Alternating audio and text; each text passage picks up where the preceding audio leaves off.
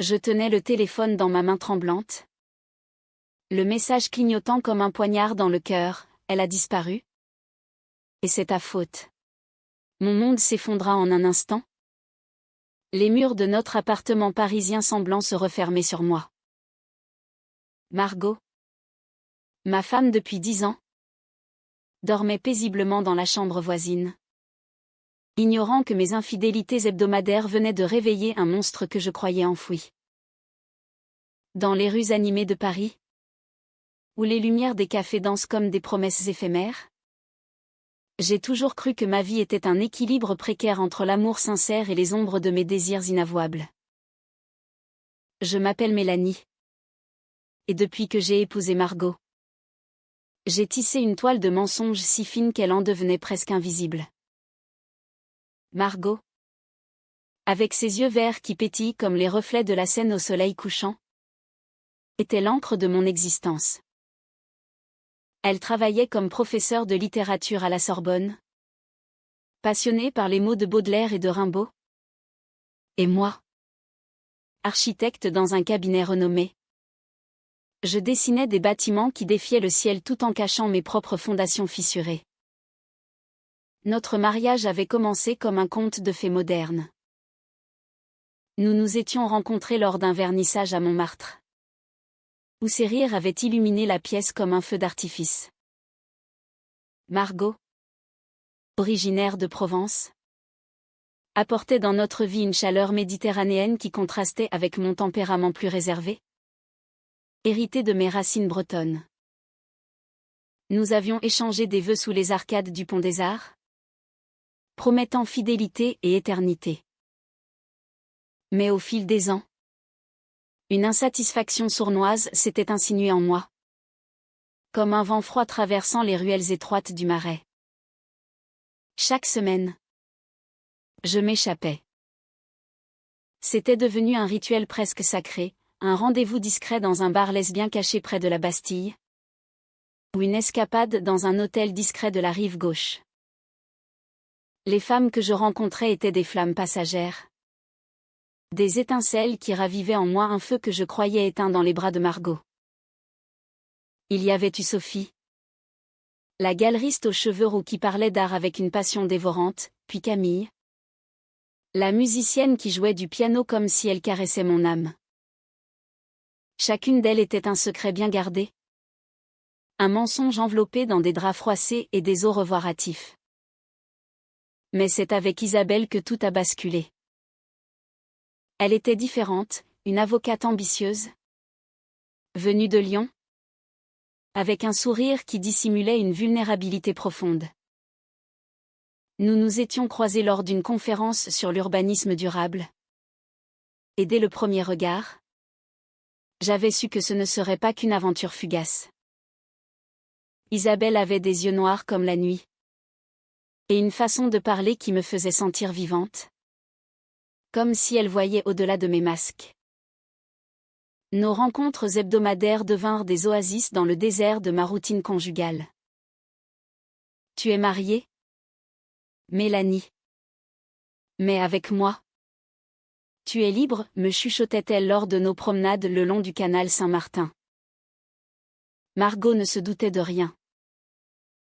Ou du moins, c'est ce que je me disais pour apaiser ma conscience.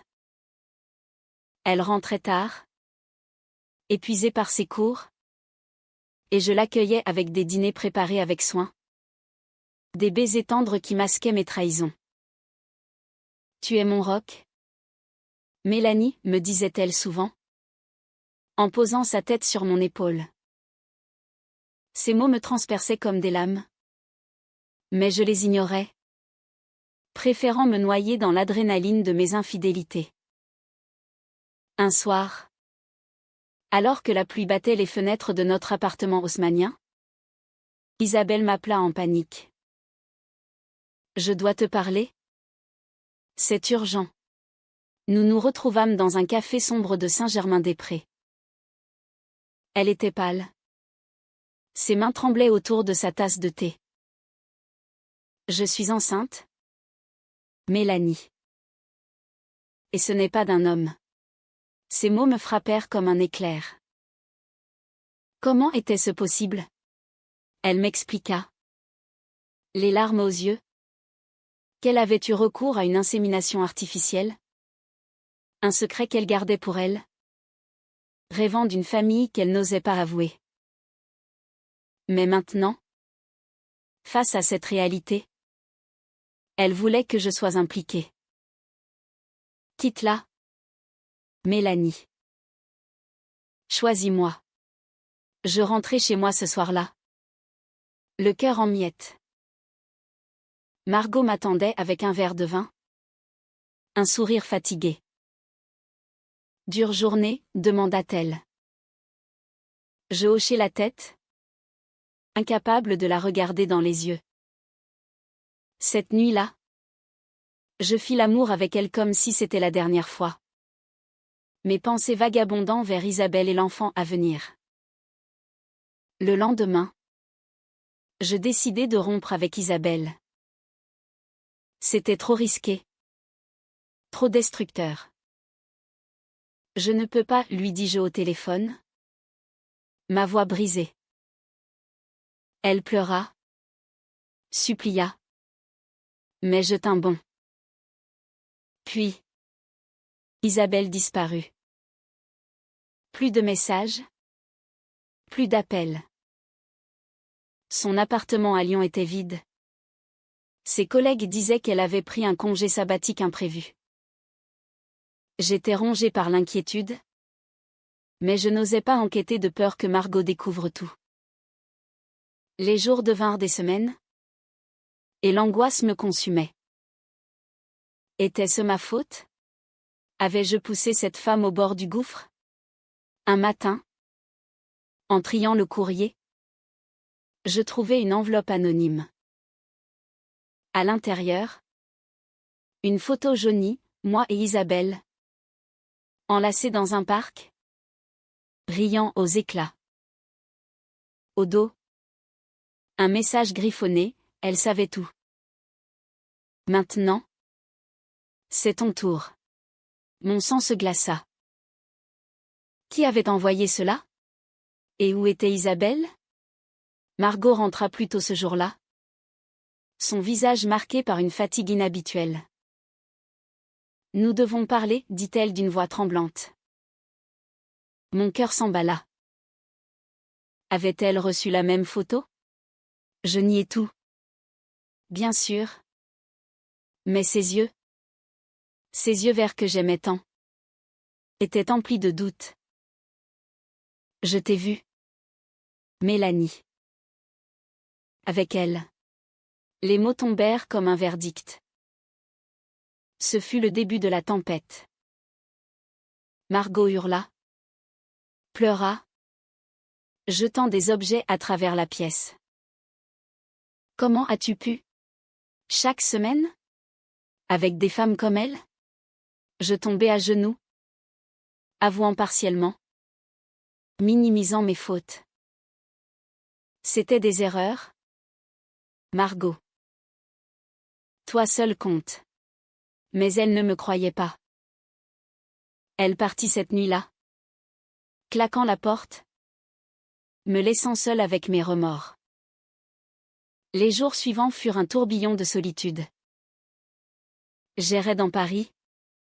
Des Champs-Élysées au jardin du Luxembourg. Cherchant un sens à ma vie brisée. Isabelle restait introuvable. Et la photo hantait mes nuits.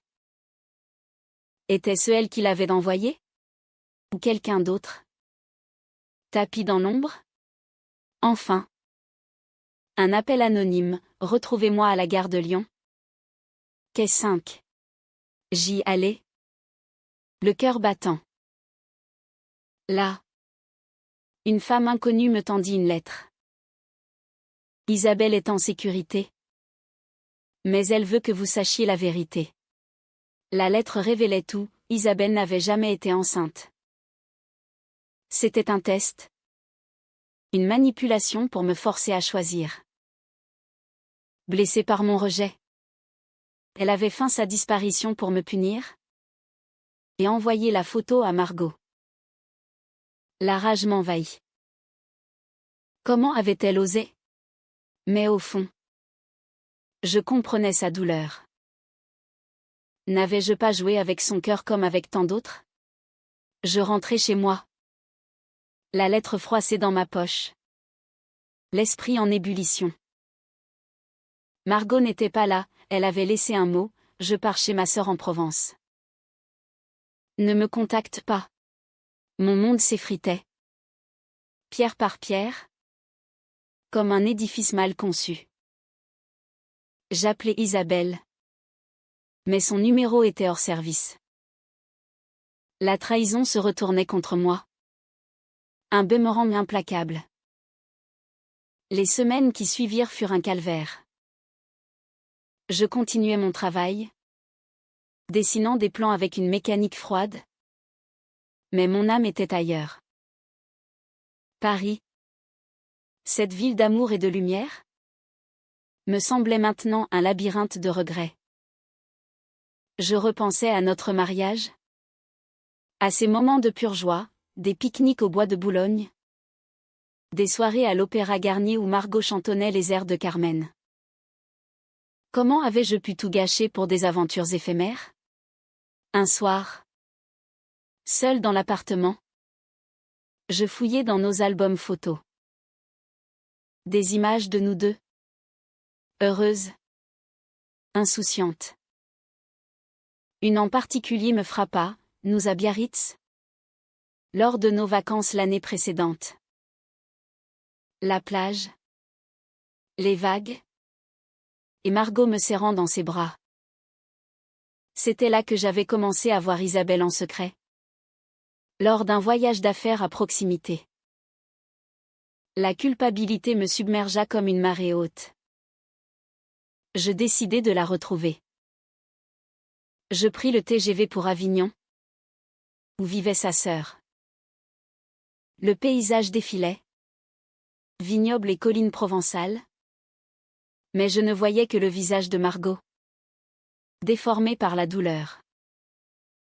À mon arrivée, sa sœur, Élise, m'accueillit froidement. Elle ne veut pas te voir? Mélanie.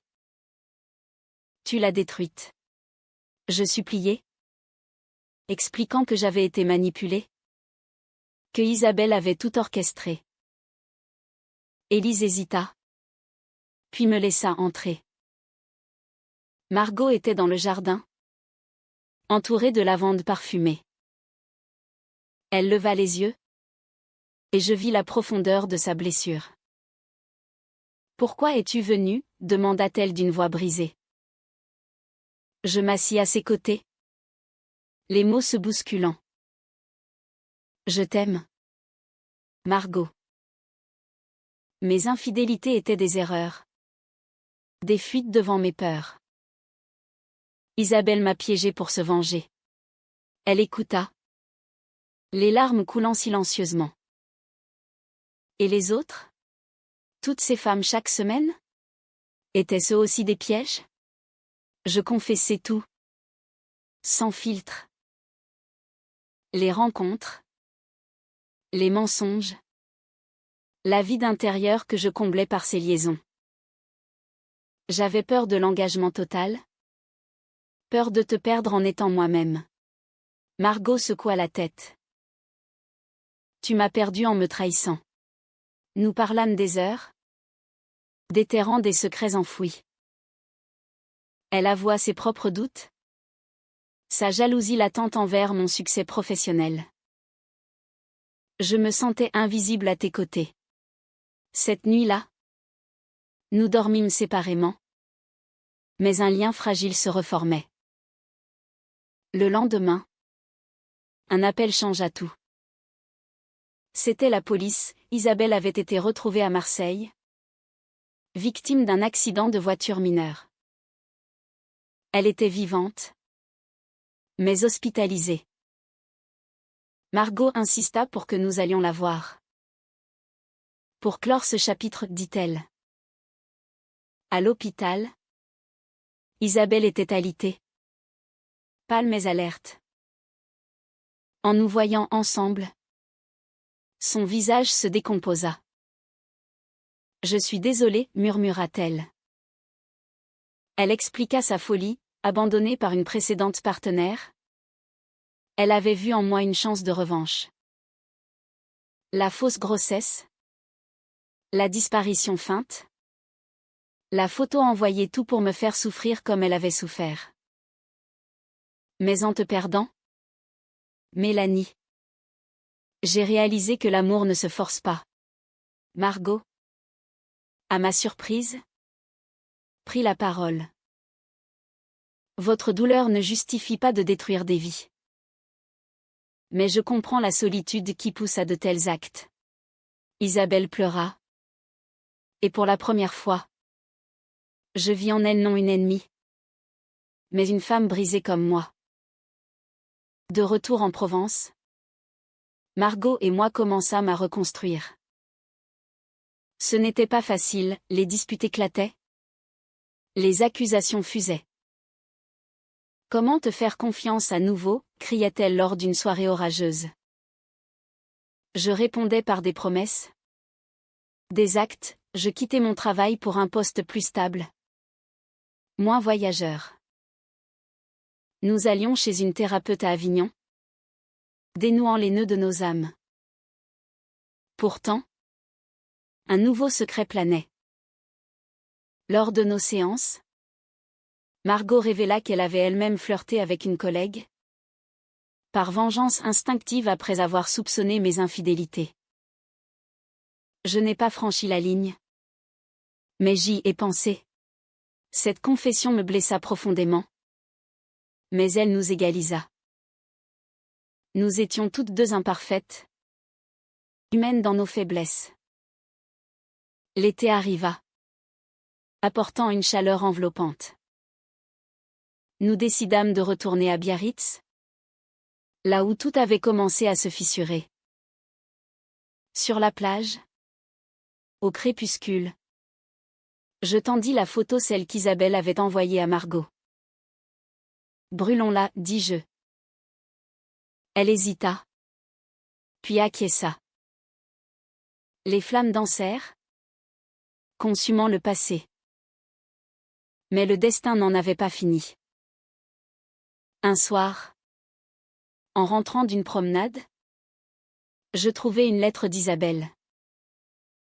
Elle s'excusait à nouveau et joignait une adresse, un centre de thérapie à Paris où elle se soignait. Peut-être pourrons-nous un jour être amis, écrivait-elle. Margot lut la lettre. Et un sourire timide illumina son visage. La vie est faite de pardons inattendus. Notre relation évoluait. Nous redécouvrions l'intimité. Non plus comme une routine, mais comme une danse prudente. Les nuits étaient emplies de conversations profondes, de rires hésitants. Pourtant, des ombres persistaient, mes remords, ses doutes. Un jour, lors d'une dispute explosive, Margot claqua la porte une fois de plus. Je ne sais pas si je peux continuer. Je la suivis dans les rues d'Avignon, la pluie provençale nous trempant. Attends. Sans toi. Je suis perdue. Elle se tourna, les yeux emplis de larmes. Et moi? Sans confiance. Je suis brisée. Ce fut un moment de vérité brute. Nous nous enlaquâmes sous l'averse, promettant de lutter ensemble. De retour à Paris, la vie reprit son cours, mais avec une fragilité nouvelle. Notre appartement, autrefois havre de paix, portait les cicatrices de nos tempêtes. Je rangeais mes affaires, effaçant les traces de mes anciennes vies secrètes. Margot, de son côté, reprenait ses cours avec une énergie renouvelée, comme si enseigner la poésie lui offrait un refuge. Pourtant, les rumeurs circulaient. Des amis communs murmuraient sur nos problèmes conjugaux. Une collègue de Margot, une certaine Louise, semblait particulièrement attentive. Elle est juste une amie, assurait Margot quand je l'interrogeais. Mais mes propres trahisons m'avaient rendu paranoïaque. Était-ce le karma qui me rattrapait? Un après-midi. En fouillant son sac par jalousie irrationnelle, je trouvai un message: rencontrons-nous ce soir? Comme avant. Mon cœur se serra. Était-ce une revanche? Je confrontai Margot ce soir-là. La voix tremblante. Qui est Louise? Elle pâlit. Puis avoua: c'est la collègue avec qui j'ai flirté. Mais c'était avant de savoir pour toi. Je l'ai revue récemment. Pour parler. La dispute fut titanesque. Tu me reproches mes infidélités pendant que tu complotes dans mon dos, hurlai-je. Margot riposta: c'est ta faute. Tu m'as poussé à douter de tout. Les mots volaient comme des poignards, déterrant des blessures anciennes. Elle partit chez une amie, me laissant seule avec ma rage. Le lendemain, je reçus un appel d'Isabelle. Elle était sortie de thérapie et voulait me voir. Pour clore les choses proprement, nous nous retrouvâmes dans un parc du Luxembourg, sous les arbres centenaires. Elle avait changé, plus sereine, les yeux moins hantés. J'ai compris que ma manipulation était toxique. Je m'excuse sincèrement. Je l'écoutais. Et pour la première fois, je pardonnais. Moi aussi, j'ai causé du mal. Elle me révéla un détail choquant: la photo avait été prise par une de mes anciennes amantes, jalouse d'Isabelle. C'était un réseau de trahison entrelacé. Paris est petite pour les cœurs brisés, dit-elle avec un sourire amer. Armée de cette vérité, je rentrai pour affronter Margot. Elle était revenue, les yeux rougis. Louise n'est rien. C'était une erreur de la revoir. Nous nous assîmes, épuisés, et parlâmes comme jamais. Des heures à disséquer nos peurs, ma peur de l'engagement, sa peur de l'abandon. Nous sommes toutes deux des âmes blessées, murmura-t-elle. Ce fut le tournant. Nous décidâmes de repartir à zéro, en déménageant à la campagne, près de Fontainebleau. Une petite maison avec jardin, loin du tumulte parisien. Là, nous redécouvrîmes les joies simples, des promenades en forêt, des dîners aux chandelles. Mais les fantômes persistaient. Une nuit, un cauchemar me réveilla, Isabelle réapparaissant, enceinte pour de vrai. Margot me serra dans ses bras. C'est fini. Mélanie. Nous construisons l'avenir. Ces mots apaisèrent mon âme. Mais au fond, je savais que la confiance se rebâtit brique par brique. Un jour, une invitation arriva, un mariage d'amis à Bordeaux. Nous y allâmes, main dans la main. Là, je croisai Sophie, une de mes anciennes amantes. Elle me sourit. Complice. Mais je l'ignorais, serrant plus fort la main de Margot. Ce fut un test passé. Pourtant, le drame couvait. Isabelle m'envoya un message: j'ai besoin d'aide. Je suis en danger. Intriguée, je répondis. Elle expliqua, harcelée par son ex. Elle craignait pour sa vie. Margot, apprenant cela, insista pour l'aider. C'est humain, dit-elle. Nous la retrouvâmes à Paris. Isabelle était terrifiée. Son ex la traquant. Nous l'hébergeâmes temporairement. Une décision controversée. Es-tu folle? Après tout ce qu'elle a fait, demandai-je à Margot. Elle répondit, le pardon est la clé de la guérison. La cohabitation fut tendue. Isabelle et moi évitions les regards, tandis que Margot jouait les médiatrices. Un soir, l'ex d'Isabelle surgit. Furieuse. Rends-la-moi, cria-t-elle. Une altercation s'ensuivit. Verbale mais intense. Margot intervint. Calme et ferme, laissez-la tranquille. Ou j'appelle la police. L'ex partit. Et Isabelle pleura de gratitude. Vous m'avez sauvée. Ce moment unit nos trois destins en une toile inattendue. Isabelle partit bientôt. Mais pas sans une promesse d'amitié platonique. De retour à notre routine, Margot et moi approfondîmes notre lien. Nous adoptâmes un chat. Symbole de notre nouvelle famille. Les disputes diminuaient, remplacées par des rires. Pourtant, un secret me rongeait, j'avais gardé une lettre d'une ancienne amante. Je la brûlai un soir, libérant mon âme. L'automne arriva, avec ses feuilles dorées. Nous planifions un voyage en Espagne, pour changer d'air. Mais avant, un dîner avec des amis révéla une rumeur, Louise répandait des ragots sur nous. Margot confronta sa collègue, mettant fin à cette amitié toxique. La vie semblait enfin s'apaiser.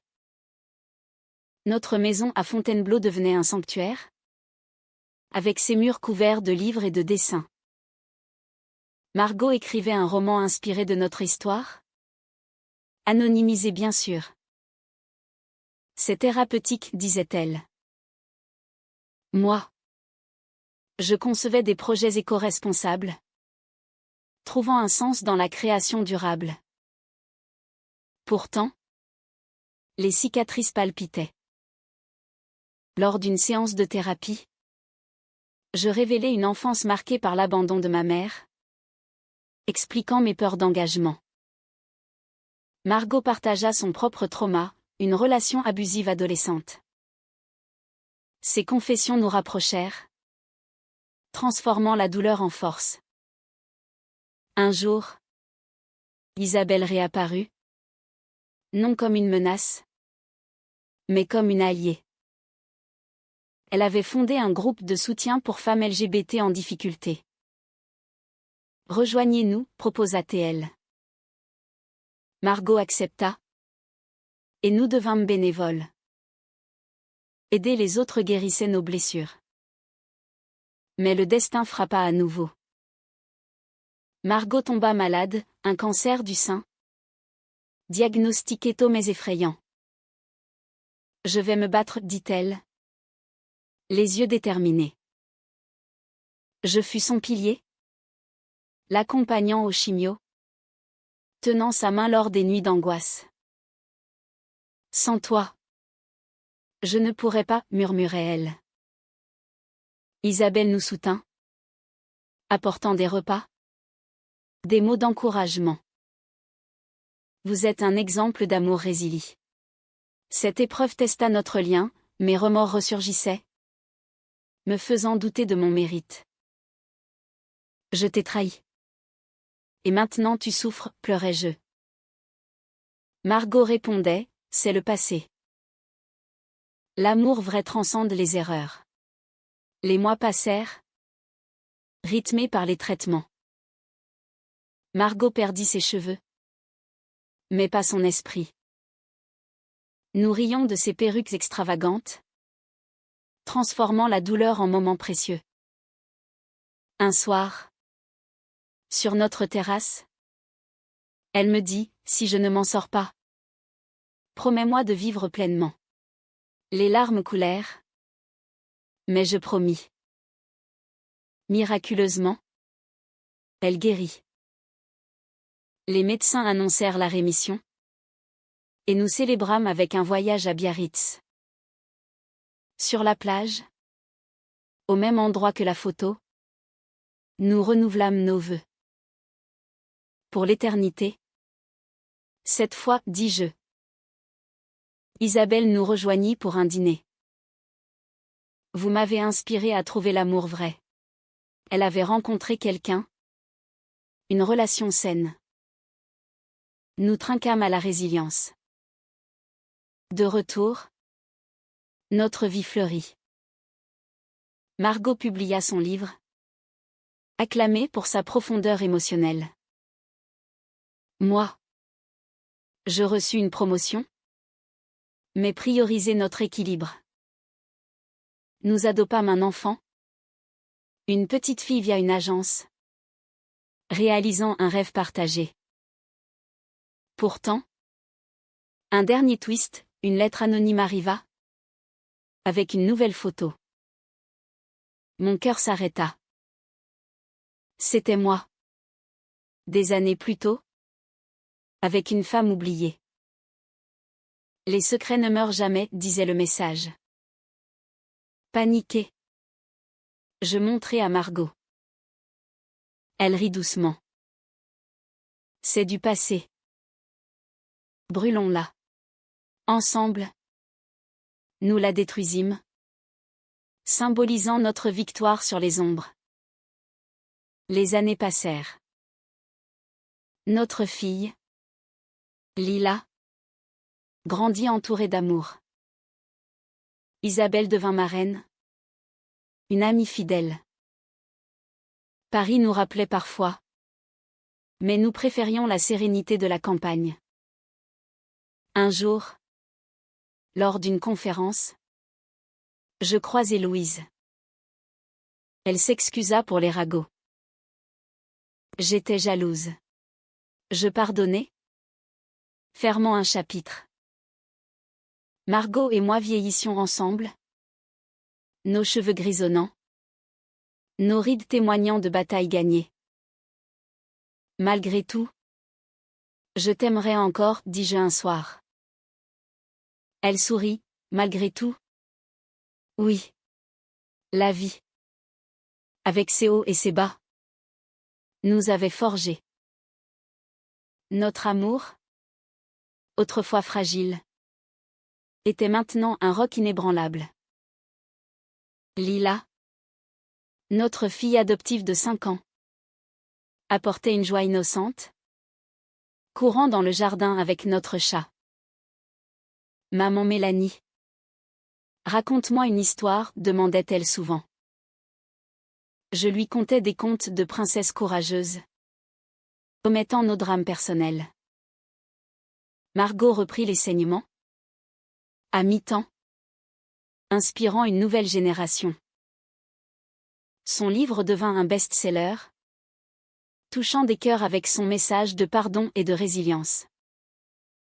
C'est notre histoire? En filigrane, me confia-t-elle. Isabelle, de son côté, se maria avec sa partenaire. Une cérémonie intime à Lyon. Nous y assistâmes, témoins de son bonheur. Merci d'avoir cru en moi, nous dit-elle. Pourtant, des échos du passé ressurgissaient. Une ancienne amante me contacta via les réseaux sociaux, je n'ai jamais oublié. Je bloquai le message, informant Margot. C'est fini, assurai-je. Elle hocha la tête, confiante. Un hiver rigoureux apporta une nouvelle épreuve, ma santé déclina. Un burn-out accumulé. Margot fut mon infirmière, me forçant au repos. Tu as toujours été la forte. Maintenant laisse-moi l'être. Cette inversion des rôles approfondit notre lien. Au printemps, nous voyageâmes en Espagne, comme prévu des années plus tôt. Madrid, avec ses plazas animés, nous rappela la passion latine. Là, sous les étoiles, Margot me demanda, regrettes-tu quelque chose? Je répondis honnêtement, seulement d'avoir causé de la douleur. Mais sans cela, nous ne serions pas aussi fortes. De retour, Lila entra à l'école, marquant un nouveau chapitre. Nous organisâmes des dîners avec des amis, partageant notre histoire comme un témoignage. L'amour LGBT n'est pas exempt de tempêtes, mais il peut survivre, disions-nous. Un jour, une exposition à Paris, mes dessins architecturaux. Margot fut fière, tenant ma main. Parmi les invités, Sophie apparut. Félicitations, dit-elle poliment. Pas de drame. Juste une fermeture paisible. Les années filèrent. Lila grandit. Curieuse de notre passé. À 16 ans, elle demanda, comment vous êtes-vous rencontrés? Nous racontâmes, édulcorant les trahisons. L'amour vrai triomphe, conclut Margot. Isabelle, maintenant mère elle aussi, nous visita souvent. Nos familles s'entremêlaient. Preuve de guérison collective. À la retraite, nous déménageâmes en Provence, près de la sœur de Margot. Les lavandes, le soleil, une vie sereine. Malgré les ombres, nous avons trouvé la lumière, murmura Margot un soir, en regardant les étoiles. Ma dernière pensée? En tenant sa main ridée, la trahison avait été un catalyseur, menant à un amour plus profond, plus humain. La vie, avec ses secrets révélés, nous avait offert la rédemption.